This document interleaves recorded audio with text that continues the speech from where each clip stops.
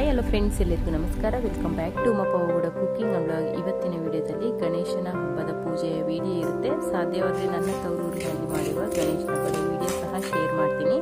ಬನ್ನಿ ನೋಡ್ಕೊಂಡು ಬರೋಣ. ಅದಕ್ಕೂ ಮುನ್ನ ಪ್ಲೀಸ್ ಚಾನಲ್ನ ಸಬ್ಸ್ಕ್ರೈಬ್ ಮಾಡಿಕೊಂಡು ವಿಡಿಯೋ ನೋಡಿ ಸಪೋರ್ಟ್ ಮಾಡಿ ಅಂತ ಹೇಳ್ತಾ ಇವತ್ತಿನ ವಿಡಿಯೋ ಶುರು ಮಾಡ್ತಾ ಇದ್ದೀನಿ. ಬನ್ನಿ.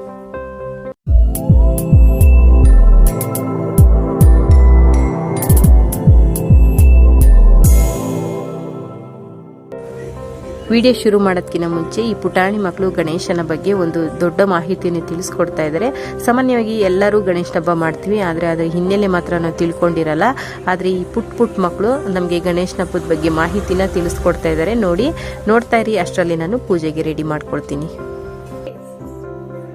So what it is called? It is called as India's Space Odyssey. Yes. And there are some rockets, satellites. So you can see first we go to R75, the satellite rocket. So India was the first country to make a rocket which keeps satellite. Next comes the SIB-3, which Abdul Kalam had invented. Next comes the PSAB. So it carried Chandanavana to the moon and Mangalayam to the Mars. Next comes the GSLV MK3, which carried Chandrayaan 2. You can see. And first satellite to launch in India was Aryabhatta. Then Chandrayaan 1, which is here.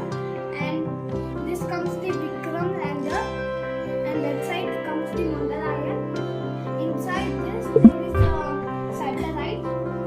So you can see we have gave even a solar system thing, and ganesha, which is sitting on a peacock.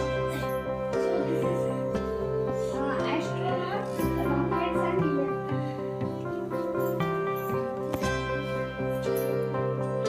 Jai Hind. ಇವತ್ತು ನಾವಿರುವ ಏರಿಯಾದಲ್ಲಿ ನಮ್ಮ ಪಕ್ಕದ ಮನೆ ಅಪಾರ್ಟ್ಮೆಂಟಲ್ಲಿ ಗಣೇಶನ ಇಟ್ಟಿದ್ದಾರೆ. ಹಾಗಾಗಿ ಪೂಜೆ ಮಾಡಿಸ್ಕೊಂಡು ಬರೋಣ ಅಂತ ಹೇಳ್ಬಿಟ್ಟು ಪ್ರಸಾದನ ರೆಡಿ ಮಾಡ್ತಾ ಇದ್ದೀನಿ. ಇವತ್ತು ಒಂದು ಡಿಫ್ರೆಂಟ್ ಆಗಿರುವ ಪ್ರಸಾದನ ಮಾಡ್ತಾ ಇದ್ದೀನಿ. ಸಾಮಾನ್ಯವಾಗಿ ಎಲ್ಲರೂ ಬಾತುಗಳು ಮತ್ತು ಹಾಗೆ ಕಡಲೆಕಾಳು ಉಸ್ಲಿ ಆ ಥರ ವೆರೈಟಿ ಮಾಡ್ತಾ ಇರ್ತಾರೆ ಒಂದೇ ಥರದ್ದೇ. ಇವತ್ತು ನಾನು ಸ್ವಲ್ಪ ಡಿಫ್ರೆಂಟ್ ಆಗಿರಲಿ ಅಂತ ಹೇಳ್ಬಿಟ್ಟು ಮಂಡಕ್ಕಿ ಉಸ್ಲಿನ ಮಾಡ್ತಾ ಇದ್ದೀನಿ. ಟೇಸ್ಟೂ ಚೆನ್ನಾಗಿರುತ್ತೆ, ಎಲ್ಲರೂ ಇಷ್ಟಪಟ್ಟು ತಿಂತಾರೆ ಅಂತ ಹೇಳ್ಬಿಟ್ಟು ಮಂಡಕ್ಕಿ ಉಸ್ಲಿ ಮಾಡೋಣ ಅಂತ ಹೇಳ್ಬಿಟ್ಟು ತೆಂಗಿನಕಾಯಿನ ತುರಿತಾ ಇದ್ದೀನಿ.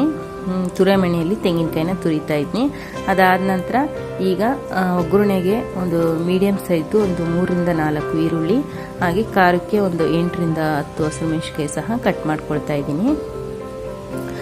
ಸಂಜೆ ಈಗಾಗಲೇ ಸುಮಾರು ಒಂದು 7:45-8 ಗಂಟೆ ಆಯಿತು. ಆಗ ಅಂಗಡಿಯಿಂದ ಬಂದು ಸ್ನಾನ ಮಾಡಿ ಪೂಜೆ ಮಾಡಿಬಿಟ್ಟು ಪೂಜೆಗೆ ರೆಡಿ ಮಾಡ್ಕೊಳ್ತಾ ಇದ್ನೆಲ್ಲನ. ಈರುಳ್ಳಿ, ಹಸಿರು ಮೆಣಸಿನ್ಕಾಯಿ ಎಲ್ಲ ಕಟ್ ಮಾಡಿ ತೆಂಗಿನಕಾಯಿ ಎಲ್ಲ ತುರಿದಾದ್ಮೇಲೆ ಈಗ ಮಂಡಕ್ಕಿನ ಕ್ಲೀನ್ ಮಾಡ್ಕೊಳ್ತಾ ಇದ್ದೀನಿ. ಸಪ್ಪೆ ಮಂಡಕ್ಕಿ, ಸಾಲ್ಟ್ ಆದರೆ ಅಷ್ಟೊಂದು ಚೆನ್ನಾಗಿರಲ್ಲ, ಸಪ್ಪೆ ಮಂಡಕ್ಕಿ ಆದರೆ ಟೇಸ್ಟು ಚೆನ್ನಾಗಿರುತ್ತೆ. ಈಗ ಒಂದು ಮರದಲ್ಲಿ ಹಾಕ್ಕೊಂಡು ಕ್ಲೀನ್ ಮಾಡ್ಕೊಳ್ತಾ ಇದ್ದೀನಿ. ನೋಡಿ, ಈ ರೀತಿ ಮರದಲ್ಲಿ ಮಾಡ್ಕೋಬೇಕು. ಏನಾದರೂ ಕಸ ಕಡ್ಡಿ ಏನಾದರೂ ಇದ್ದರೆ ಅದು ಹಿಂದೆ ಇರುತ್ತೆ. ಒಂದು ಟಬ್ಬಿಗೆ ಹಾಕ್ಕೊಳ್ತಾ ಇದ್ದೀನಿ ಕ್ಲೀನ್ ಮಾಡಿ. ಸುಮಾರು ಒಂದು ಅರ್ಧ kg ಆಗುವಷ್ಟು, ಒಂದು 5 ರಿಂದ 6 ಲೀಟ್ರ್ ಇರುತ್ತೆ ಮಂಡಕ್ಕಿ. ಈಗ ಮಂಡಕ್ಕಿ ಎಲ್ಲ ಕ್ಲೀನ್ ಮಾಡಿದ್ದಾದ್ಮೇಲೆ ಇವತ್ತು ನಾನು 2 ರೀತಿಯ ಪ್ರಸಾದನ ಮಾಡ್ತಾ ಇದ್ದೀನಿ. ಒಂದು ಕಡಲೆಕಾಳು ಉಸ್ಲಿನ ಮಾಡ್ತಾ ಇದ್ದೀನಿ. ಹಂಗಾಗಿ ಸ್ಟವ್ ಮೇಲೆ ಒಂದು ಬಾಣಲಿ ಇಟ್ಕೊಂಡು 1-2 ಟೇಬಲ್ ಸ್ಪೂನ್ ಆಗುವಷ್ಟು ಎಣ್ಣೆ ಹಾಕೊಂಡಿದ್ದೀನಿ. ಎಣ್ಣೆ ಬಿಸಿ ಆದಮೇಲೆ 1 ಟೀ ಸ್ಪೂನ್ ಸಾಸಿವೆ, ಒಂದು ಅರ್ಧ ಟೀ ಸ್ಪೂನ್ ಜೀರಿಗೆ. ಸಾಸಿವೆ ಜೀರಿಗೆ ಚಿಟಪಟ ಆದಮೇಲೆ ಸ್ವಲ್ಪ ಕರಿಬೇವಿನ ಸೊಪ್ಪು. ಅದಾದ ನಂತರ ಈಗ ನಾನು ಮಸಾಲೆ ಹಾಕ್ತಾ ಇದ್ನಲ್ವಾ, ಅದು ಈಗ ನಾವು ಪೂಜೆಗೆ ಹೋಗ್ತಾ ಇದ್ವಲ್ಲ ಆ ಮನೆ ಅಕ್ಕ ಕೊಟ್ಟಿದ್ರು ನನಗೆ. ಶುಂಠಿ, ಬೆಳ್ಳುಳ್ಳಿ, ಹಸಿಮೆಣಸಿನಕಾಯಿ ಎಲ್ಲ ಪೇಸ್ಟ್ ಮಾಡಿ ಇಟ್ಟಿದ್ದೀನಿ. ಇದನ್ನೇ ಹಾಕು, ಬೇರೆ ಏನು ಹಾಕ್ಬೇಡ, ಈರುಳ್ಳಿ ಏನು ಹಾಕ್ಬೇಡ ಅಂತ ಹೇಳ್ಬಿಟ್ಟು ಅವರು ಪೇಸ್ಟ್ ಮಾಡಿ ಕೊಟ್ಟಿದ್ರು. ಕಡಲೆಕಾಳು ಸಹ ಅವರೇ ನೆನೆಸಿ ಕೊಟ್ಟಿದ್ರು. ನಾನು ಒಗ್ಗರಣೆ ಮಾತ್ರ ಹಾಕ್ತಾ ಇದ್ದೀನಿ ಅಷ್ಟೇ, ಬೇಯಿಸ್ಬಿಟ್ಟು. ಅದೆಲ್ಲ ಹಾಕಿದ್ಮೇಲೆ ಅದೆಲ್ಲ ಹಸಿ ಸ್ಮೆಲ್ ಹೋದ್ಮೇಲೆ ಈಗ ಬೇಯಿಸಿಟ್ಕೊಂಡಿರುವಂಥ ಕಡಲೆಕಾಳು ಹಾಕ್ತಾ ಇದ್ದೀನಿ. ಸ್ವಲ್ಪ ಉಪ್ಪು ಹಾಕ್ಬಿಟ್ಟು 2 ವಿಸಲ್ ಕೂಗಿಸಿದ್ದೆ. ಚೆನ್ನಾಗೆಲ್ಲ ಮಿಕ್ಸ್ ಮಾಡಿಕೊಂಡು ಈಗ ಒಂದು 3 ರಿಂದ 4 ಟೇಬಲ್ ಸ್ಪೂನ್ ಆಗುವಷ್ಟು ಹಸಿ ತೆಂಗಿನಕಾಯಿ ತುರಿ, ರುಚಿಗೆ ತಕ್ಕಷ್ಟು ಉಪ್ಪು, 1 ಟೇಬಲ್ ಸ್ಪೂನ್ ಆಗುವಷ್ಟು ಧನಿಯಾ ಪೌಡ್ರು, ಅದಾದ ನಂತರ ಸ್ವಲ್ಪ ಅರಿಶಿನ ಹಾಕ್ಕೊಂಡು ಚೆನ್ನಾಗೆಲ್ಲ ಮಿಕ್ಸ್ ಮಾಡಿದ್ವಿ ಅಂದರೆ ಕಡಲೆಕಾಳು ಉಸ್ಲಿ ರೆಡಿ ಆಯಿತು. ಕಡಲೆಕಾಳು ಉಸ್ಲಿ ರೆಡಿ ಆದಮೇಲೆ ಈಗ ಮಂಡಕ್ಕಿ ಉಸ್ಲಿ ಮಾಡೋಣ ಅಂತೇಳ್ಬಿಟ್ಟು ಇನ್ನೊಂದು ಬಾಣಲಿ ಇಟ್ಕೊಂಡಿದ್ನಿ. ಸುಮಾರು ಒಂದು 4ರಿಂದ 5 ಟೇಬಲ್ ಸ್ಪೂನ್ ಆಗುವಷ್ಟು ಎಣ್ಣೆ ಹಾಕ್ಕೊಂಡಿದ್ನಿ. ಎಣ್ಣೆ ಬಿಸಿ ಆದಮೇಲೆ 1 ಟೀ ಸ್ಪೂನ್ ಸಾಸಿವೆ, ಅರ್ಧ ಟೀ ಸ್ಪೂನ್ ಆಗುವಷ್ಟು ಜೀರಿಗೆ, ಸಾಸಿವೆ ಜೀರಿಗೆ ಚಿಟಪಟ ಆದಮೇಲೆ 1 ಟೇಬಲ್ ಸ್ಪೂನ್ ಆಗುವಷ್ಟು ಕಡಲೆಬೇಳೆ, ಹಾಗೆ ಒಂದು ದೊಡ್ಡ ಇಡಿ ಆಗುವಷ್ಟು ಕಡಲೆ ಬೀಜನ ಹಾಕ್ಕೊಳ್ತಾ ಇದ್ನಿ. ಕಡಲೆಬೇಳೆ ಮತ್ತು ಕಡಲೆ ಬೀಜ ಫ್ರೈ ಆಗೋವರೆಗೂ ಚೆನ್ನಾಗಿ ಹುರ್ಕೊಳ್ಳೋಣ. ಸ್ಟವ್ ಮೀಡಿಯಮಲ್ಲಿ ಇಟ್ಕೊಂಡು ಈಗ ಸ್ವಲ್ಪ ಕರಿಬೇವಿನ ಸೊಪ್ಪು ಹಾಗೆ ಖಾರಕ್ಕೆ ಒಂದು 8ರಿಂದ 10 ಹಸಿರು ಮೆಣಸಿನಕಾಯಿ ಹಾಕ್ಕೊಂಡು ಮಿಕ್ಸ್ ಮಾಡಿಕೊಂಡು ಈಗ ಈರುಳ್ಳಿನ ಹಾಕ್ಕೊಳ್ತಾ ಇದ್ನಿ. ಮೀಡಿಯಮ್ ಸೈಜು ಒಂದು 4 ಈರುಳ್ಳಿನ ಹಾಕ್ಕೊಳ್ತಾ ಇದ್ನಿ.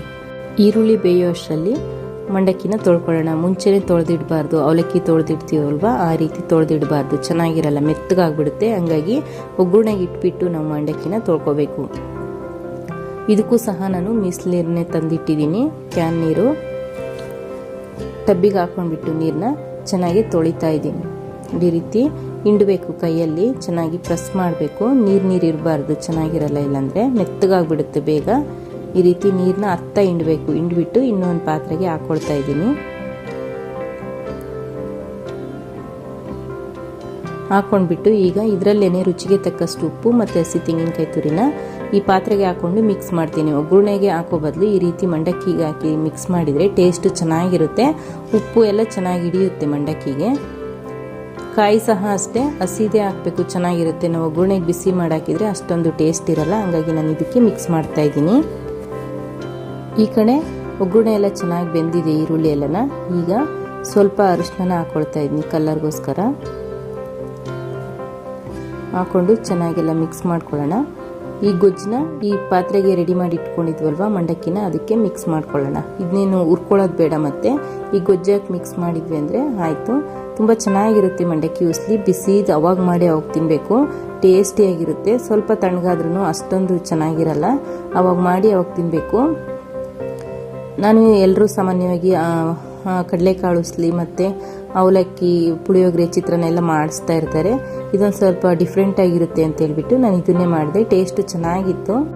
ನೋಡಿ, ಪಾತ್ರೆಗೆ ಹಾಕ್ಕೊಂಡು ಚೆನ್ನಾಗೆಲ್ಲ ಮಿಕ್ಸ್ ಮಾಡಿದರೆ ಮಂಡಕ್ಕಿ ಉಸ್ಲಿ ರೆಡಿ ಆಯಿತು. ತುಂಬ ಚೆನ್ನಾಗಿರುತ್ತೆ ಇದು.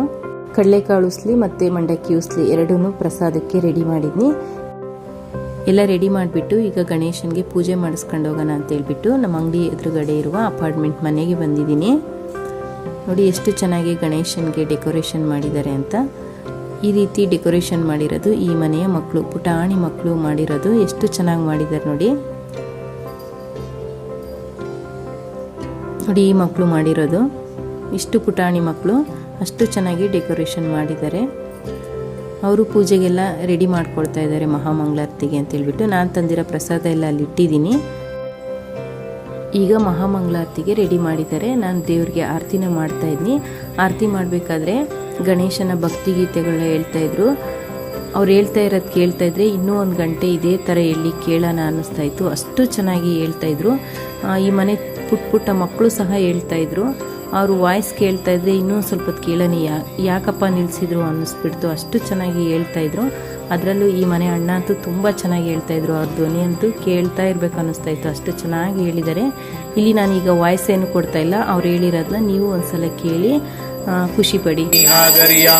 ಜಯ ದೇವ ಜಯ ದೇವ ಜಯ ಮಂಗಲ ಮೂರ್ತಿ, ದರ್ಶನ ಮಾತ್ರೇ ಮನ ಕಾಮನಾ ಪೂರ್ತಿ.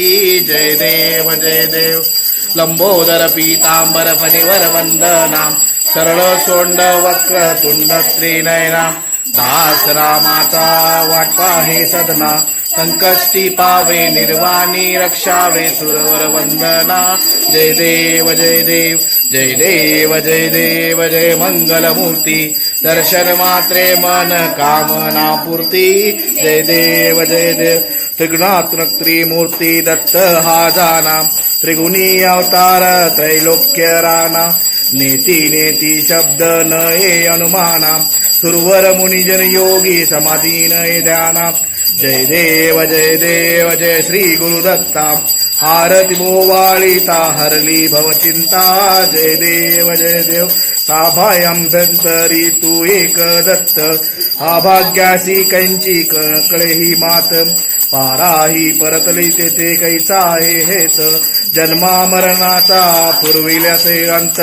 जय देव जय श्री गुरुदत्ता आरती ओ वाळिता हरली भवचिंता जय देव दत्त येऊनिया उभा ठाकला साष्टांगेन मुनी प्रणिपात केला प्रसन्न होऊनी आशीर्वाद दिदला जन्म मरणाचा फेरा चुकविला जय देव जय श्री गुरुदत्ता ಆರತಿ. ಇದ್ರಲ್ವಾ ಎಷ್ಟು ಅಚ್ಚುಕಟ್ಟಾಗಿ ಅರ್ಥಪೂರ್ಣವಾಗಿ ಭಕ್ತಿಗೀತೆನ ಆಡಿದ್ದಾರೆ ಅಂತ. ಮಹಾಮಂಗಳಾರತಿ ಎಲ್ಲ ಆದಮೇಲೆ ಈಗ ಪ್ರಸಾದನ ಕೊಡೋಣ ಅಂತ ಹೇಳ್ಬಿಟ್ಟು ಪ್ಲೇಟ್ಗೆ ನಾನು ಮತ್ತು ಅಕ್ಕ ಇಡ್ತಾ ಇದ್ದೀವಿ. ಪ್ರತಿ ವರ್ಷ ನಾನು ಅಲ್ಲಿ ಇಲ್ಲಿ ಹೋಗಿ ಗಣೇಶನಿಗೆ ಪೂಜೆ ಮಾಡಿಸ್ಕೊಂಡು ಬರ್ತಾ ಇದ್ದೆ. ಆದರೆ ಈ ಸರ್ತಿ ಒಂಥರ ಸ್ಪೆಷಲ್ ಅನ್ನಿಸ್ತು, ಮನಸ್ಸಿಗೆ ತುಂಬ ಖುಷಿ ಆಯಿತು. ಅದರಲ್ಲೂ ಭಕ್ತಿಗೀತೆ ಆಡಿದ್ರು ಅಲ್ವಾ, ಅದು ಒಂಥರ ಏನೋ ಒಂಥರ ಮನಸ್ಸಿಗೆ ಸಮಾಧಾನ ಕೊಡ್ತು. ಅಷ್ಟು ಅಚ್ಚುಕಟ್ಟಾಗಿ ಅರ್ಥಪೂರ್ಣವಾಗಿ ಭಕ್ತಿಗೀತೆನ ಆಡಿದರು. ಮನೆ ಮಕ್ಕಳೆಲ್ಲ ಸೇರಿಬಿಟ್ಟು ಚಪ್ಪಾಳೆ ತೊಟ್ಕೊಂಡು ಆಡಿದರು. ಅದನ್ನ ಕೇಳಂತೂ ನನಗೆ ತುಂಬ ಖುಷಿ ಆಯಿತು.